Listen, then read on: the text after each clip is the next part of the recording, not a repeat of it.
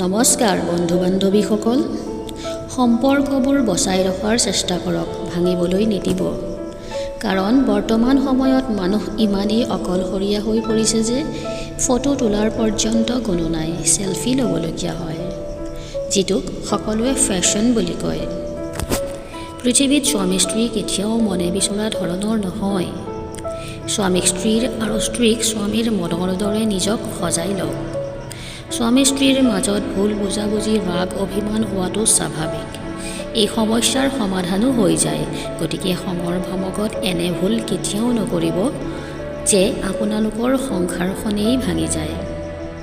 বিয়া মানে এনে এজন লোকক জীৱন সংগী কৰা, যিয়ে এজনে আনজনৰ দুৰ্বলতাবোৰ জনাৰ পিছতো মানি লয় আৰু দুখ ত্ৰুটিবোৰ আনৰ পৰা লুকুৱাই ৰাখে। সকলো কথাৰ উত্তৰ দিয়াটো প্ৰয়োজন নহয়। সন্মান বচাবলৈ কেতিয়াবা নীৰৱ থকাও প্ৰয়োজন।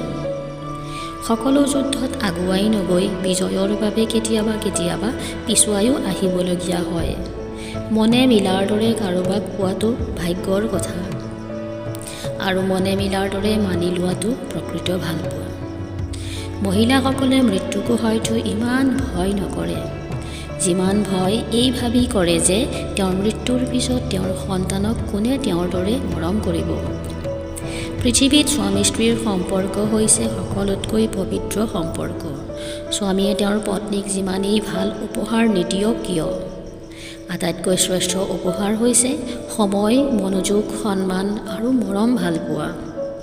সংসাৰ জীৱন এনে এটি জীৱন, স্বামীয়ে যদি স্ত্ৰীক গুৰুত্ব দিয়ে তেন্তে পৰিবাৰৰ সকলোৱেই গুৰুত্ব দিয়ে, আৰু স্বামীয়ে যদি স্ত্ৰীক অৱহেলা কৰে তেন্তে পৰিবাৰৰ সকলোৱে হাত তালি দিয়ে।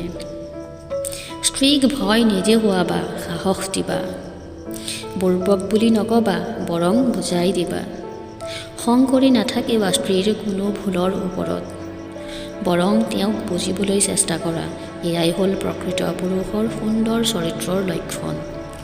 টকা, ক্ষমতা, পদবী কোনোটোৱেই চিৰস্থায়ী নহয়, কিন্তু বিনয়ী, সন্মান, ব্যৱহাৰ আৰু প্ৰকৃত ভালপোৱা আজীৱন চিৰস্থায়ী। সম্পৰ্কৰ বান্ধোনত সদায় বিশ্বাসৰ হাত থাকিব লাগে। মুখত সঁচা আৰু অন্তৰত সন্মান থাকিব লাগে। দুজনৰ মাজত যাতে সন্দেহ নপজে ইমানখিনি বুজিব পৰা হ'ব লাগে। হৃদয়ত কেৱল লোক দেখুওৱা স্বভাৱ নহয়, আত্মীয়তাও থাকিব লাগে। জীৱন হাৰি যায় মৃত্যুৰ কাষত, সুখ হাৰি যায় দুখৰ কাষত, প্ৰেম হাৰি যায় অভিনয়ৰ কাষত, আৰু বন্ধুত্ব হেৰাই যায় অহংকাৰৰ ওচৰত। ভিডিঅ'টো ভাল লাগিলে প্লিজ লাইক, কমেণ্ট আৰু শ্বেয়াৰ কৰিব, আৰু এনেধৰণৰ মটিভেশ্যনেল ভিডিঅ' পাই থাকিবলৈ চেনেলটো ছাবস্ক্ৰাইব কৰি ওচৰতে থকা বেল আইকনটো টিপি দিব। আপোনালোক সকলোকে বহুত বহুত ধন্যবাদ।